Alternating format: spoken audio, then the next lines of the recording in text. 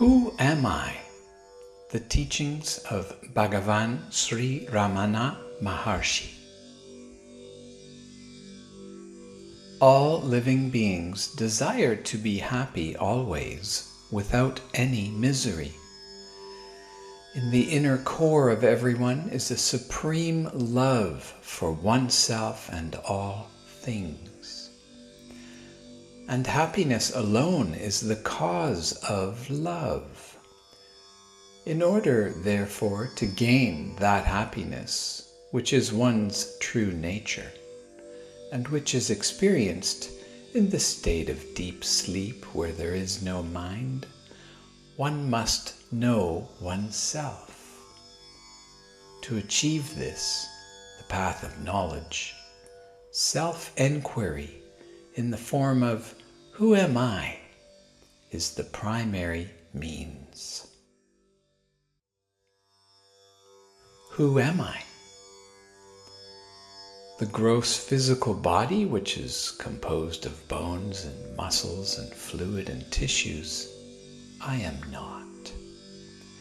The five senses of hearing, touch, sight, taste, and smell, I am not. The respective sensations from those five senses, sound, texture, color, flavor, and odor, I am not. The five physical sense organs, the organs of speech, motion, grasping, excretion, and procreation, I am not. The functions of breathing, I am not. Even the mind which thinks, I am not. If I am none of these, then who am I? After negating all of the above mentioned as not this, the awareness which alone remains, that I am. What is the nature of awareness? The nature of awareness is existence consciousness bliss. When will the realization of the highest self be gained? What is referred to as the highest self is the Atman, consciousness. When the world of objects, which is what is seen and thought about, has been removed, there will be the realization of the highest self, which is the seer. Will there not be realization of the highest self while the world is understood to be real? There will not. Why? The seer and all objects seen are like the rope and the snake, just as the knowledge of the rope, which is the substratum, will not become clear unless the false knowledge of the illusory serpent disappears. So too the realization of the highest self will not be gained unless the belief in the external world as real and all thoughts about it are removed. When will the world, which is the objects seen and thought about, be removed? When the mind, which is the cause of all thoughts and all actions, becomes quiescent, dormant, and inactive, the world will disappear. What is the nature of mind? What is called mind is a wondrous power residing in the highest self. It causes all thoughts to arise. Apart from thoughts, there is no such thing as mind.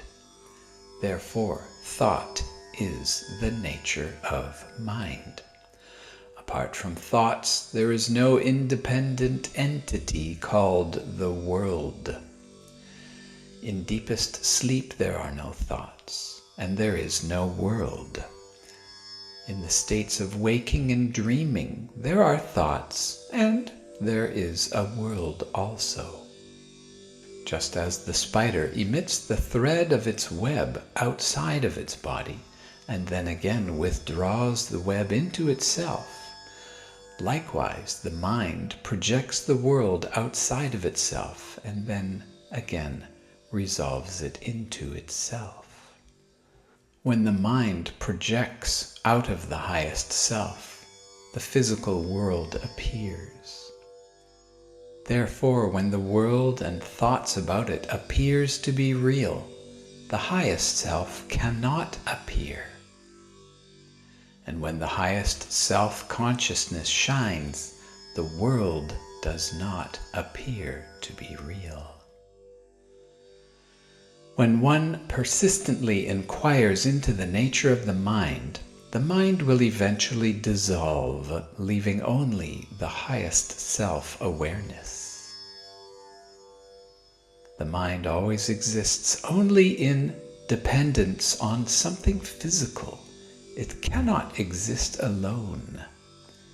It is the mind that is called the subtle body or the ego-identified self. What is the path of inquiry for understanding the nature of mind? That which rises as I in this body is the mind. If one inquires as to where in the body the first thought I rises, one would discover that it actually comes from the heart. This is the place of the mind's origin. Even if one thinks constantly, I,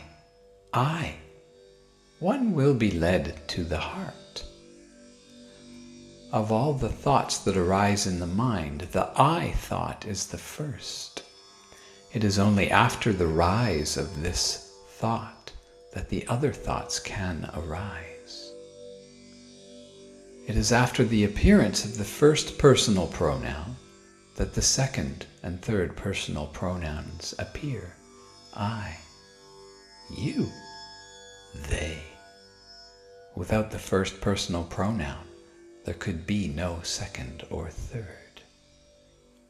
How can the mind become quiescent, dormant, silent, and inactive? By the inquiry, who am I? The thought, who am I, will eventually destroy all other thoughts, and, like a wooden stick used for stirring a burning fire, it will itself in the end get destroyed. Then, highest self-realization will arise. What is the means for constantly holding on to the thought, who am I? When other thoughts arise, one should not pursue them, but should inquire, to whom do they arise? It does not matter how many thoughts arise. As each thought arises, one should inquire with diligence, to whom has this thought arisen? The answer that would emerge would be, to me. Thereupon, if one inquires, who am I? The mind will go back to its source, and the thought that arose will become quiescent. With repeated practice in this manner, the mind will develop the skill to stay in its source.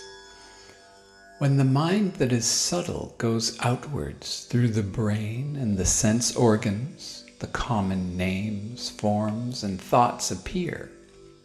When it stays in the heart, the names, forms, and thoughts disappear. Not letting the mind go out, but retaining it in the heart is what is called inwardness. Letting the mind wander outside of the heart is known as externalization.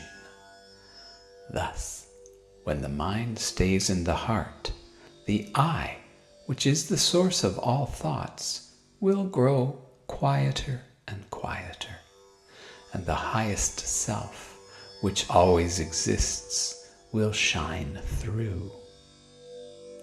Whatever one does, one should do without the ego perspective of I. If one acts in that way, all will appear as of the nature of Shiva, Godshiousness.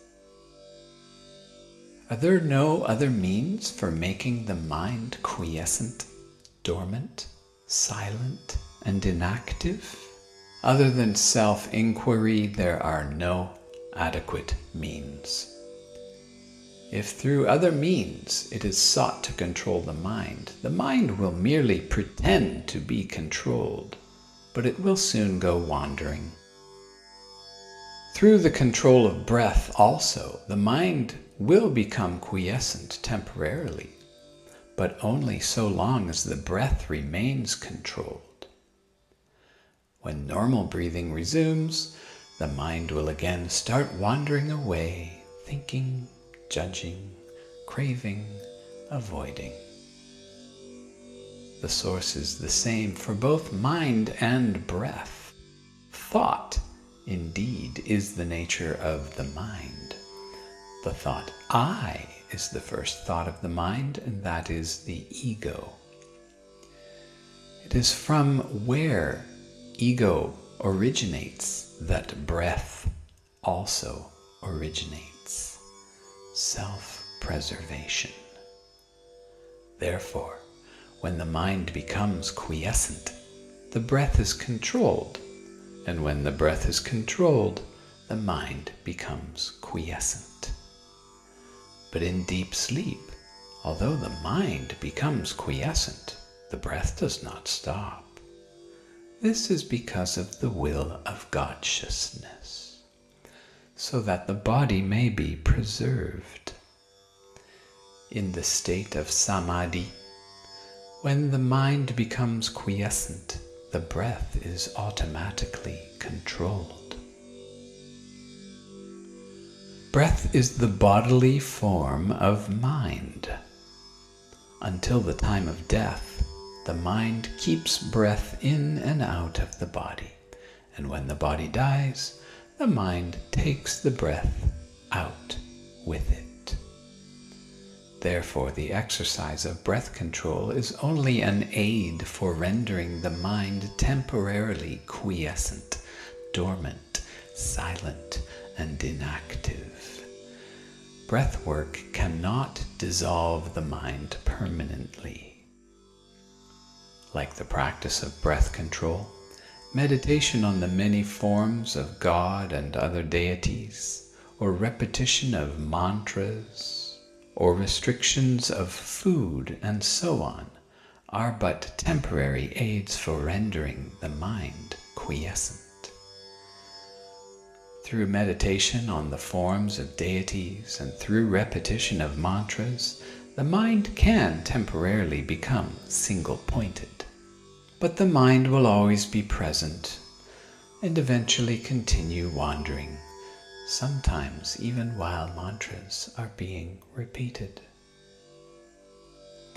Just as when a chain is given to an elephant to hold in its trunk, it will go along grasping the chain and nothing else.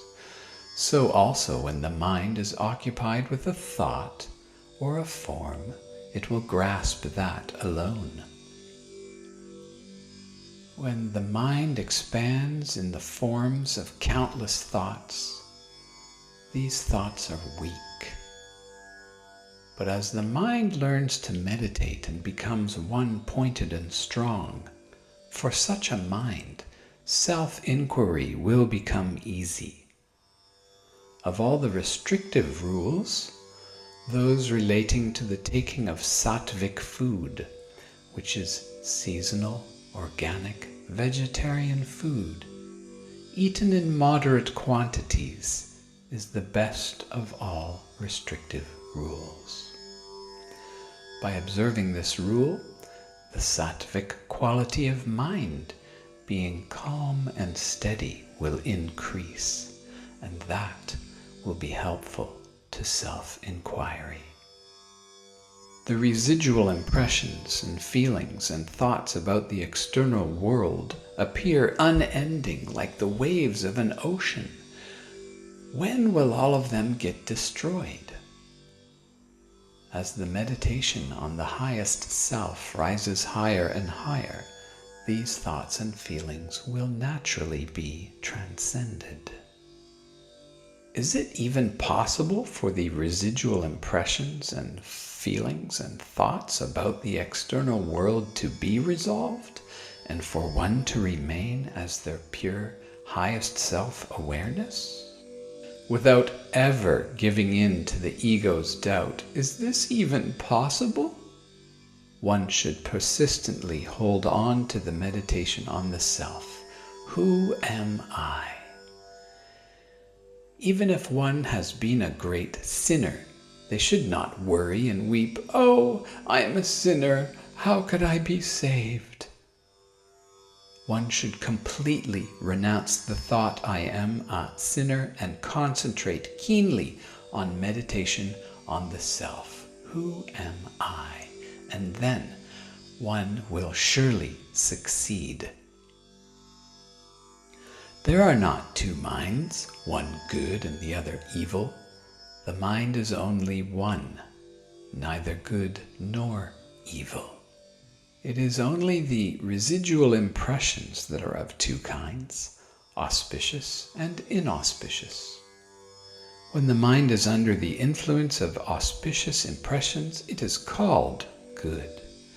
And when it is under the influence of inauspicious impressions, it is regarded as evil. Both are illusions. The mind should not be allowed to wander towards worldly objects and what concerns other people.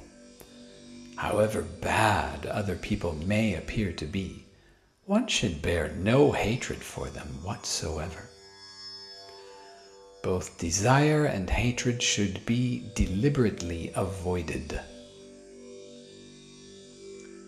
All thoughts and feelings that one gives to others, one gives to oneself. If this universal truth is understood, who will not give love to others? When one's highest self arises, all others also arise. When one's ego and mind becomes quiescent, all others become quiescent. To the extent we behave with humility, to that extent goodness will result. If the mind is rendered quiescent, one may live anywhere and be at utter peace. How long should inquiry be practiced? As long as there are impressions of objects and thoughts and emotions in the mind, the inquiry, "Who am I?" is required. As thoughts arise, they should be extinguished then and there in the very place of their origin, through the inquiry, "Who is this thought arising to? Who am I?" If one resorts to contemplation on the self unendingly until the highest self is gained, that alone will do. As long as there are enemies in the fortress, they will continue to charge forth. If they are destroyed immediately upon emergence, the fortress will return to our hands and become peaceful. What is the nature of the highest self? What exists in truth is the highest self alone. The world, the ego, and all the gods are merely appearances inside the highest self, like silver flashes in a mother of pearl, like rainbows, like shadows. The world, the ego, and the gods all appear at the same time and disappear at the same time. The highest self is that where there is absolutely no I thought. That is called silence. The highest self itself is the actual world. The highest self itself is I. The highest self itself is Godshiousness. All is Shiva, the highest self. You are that I am.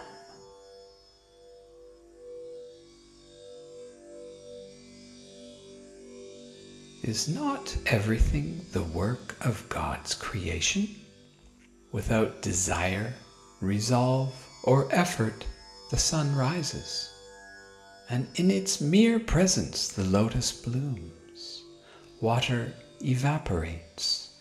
People perform their various functions and then rest as the sun goes down. Just as in the presence of a magnet, the needle moves.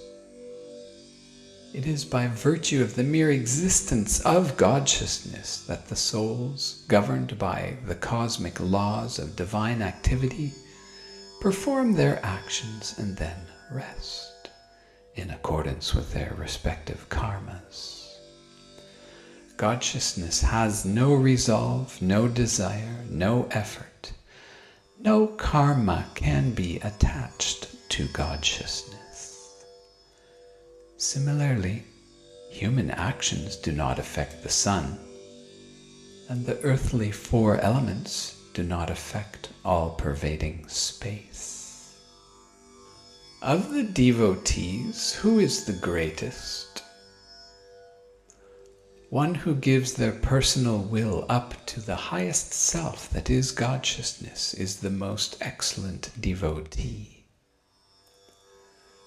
Giving one's ego up to Godshiousness means remaining constantly in the highest self-awareness, without giving room to the rise of any thoughts other than that of utter peace and perfection of the highest self as Godshiousness. Whatever burdens are thrown upon Godshiousness, they disappear. Since the supreme power of Godshiousness makes all things move, why should we, without submitting ourselves to it, constantly worry ourselves with thoughts as to what should be done and what should not be done, and how not to do those things? We know that the train carries all loads, so after getting on it, why should we carry our small luggage on our head to our discomfort, instead of putting it down in the train and feeling at ease? Because you exist, you are on the train. Put down your luggage. What is non-attachment? As thoughts arise, destroying them utterly without any residue in the very place of their origin is non-attachment. Just as the pearl diver ties a stone to their waist, sinks to the bottom of the sea, and there takes the pearls, so each one of us should be endowed with non-attachment, dive within oneself, and obtain the highest self pearl. Is it not possible for a god, a deity, and a guru to effect the liberation of a soul? Gods and the guru will only show the way to liberation. They will not, by themselves, take the soul to the state of liberation. In truth, Godshiousness and the Guru are not different. Just as the prey which has fallen into the jaws of a tiger has no escape, so those who have come within the circle of the Guru's gracious attention will be saved by the Guru and will not get lost as long as they choose to remain within the circle. And yet, each individual should, by their own effort, pursue the path shown by gods and Guru to gain liberation. One can know oneself only with one's own eye of knowledge, and not with someone else's. Does he who is Rama require the help of a mirror to know that he is Rama? Is it necessary for one who longs for liberation to inquire into the nature of the many categories of consciousness and ascension teachings? Just as one who wants to throw away garbage has no need to analyze it all and see what it all is, so one who wants to know the highest self has no need to count the number of ascension categories or inquire into their characteristics. What he has to do is reject altogether the categories that hide the highest self. All other categories and ascension teachings are distractions and obfuscations. Liberation is achieved by self-inquiry. The external world should be considered like a dream. Is there no difference between waking and dream? Waking is long and dream short. Other than this, there is no difference. Just as when awake, happenings seem real, so do those events in a dream seem real while dreaming. In a dream, the mind can take on another body. In both waking and dream states, thoughts, emotions, names, and forms occur simultaneously. Is it any use reading books for those who long for liberation? All the correct texts say that in order to gain liberation, one should render the mind quiescent. Therefore, their conclusive teaching is that the mind should be rendered quiescent, silent, subdued, and inactive. Once this has been understood, there is no need for endless reading. In order to quiet the mind, one has only to inquire within oneself, what is one's highest self? How could this be searched for and found in books? One should know one's highest self with one's own inner eye of wisdom. Since the highest self can only be found within, it is futile to search for it in books outside. There will come a time when one has to forget all that one has learned in order to reach liberation. What is happiness? Happiness is the very nature of the highest self. Happiness and the highest self are not different. There is no happiness to be gained from any object or person in the external world. We imagine through our ignorance that we derive happiness from objects and people. When the mind goes wandering, it soon experiences misery. In truth, when its desires are fulfilled, it temporarily returns to its own place and briefly enjoys the happiness that is the higher self. Similarly, in states of deep sleep, samadhi, and even fainting, and when some desired object is obtained, or a disliked object is removed, the mind becomes inward turned and fleetingly enjoys pure self-happiness. Thus the mind moves without rest, alternately going out of the highest self and returning to it. Under the tree the shade is pleasant, Out in the open, the heat is scorching. A person who has been going out under the sun feels cool when they reach the shade. Someone who keeps going from the shade into the sun and then back into the shade is a fool. A wise person stays permanently in the shade. Similarly, the mind of the one who knows the truth does not leave Brahman, Consciousness, the highest self. The mind of the ignorant, on the contrary, revolves in the world, feeling miserable, and for a little time returns to Brahman to experience happiness. Then seeks and wanders and craves and avoids and suffers, and maybe feels a little joy and then loses it, and seeks and wanders. In fact, what is called the world is only thought.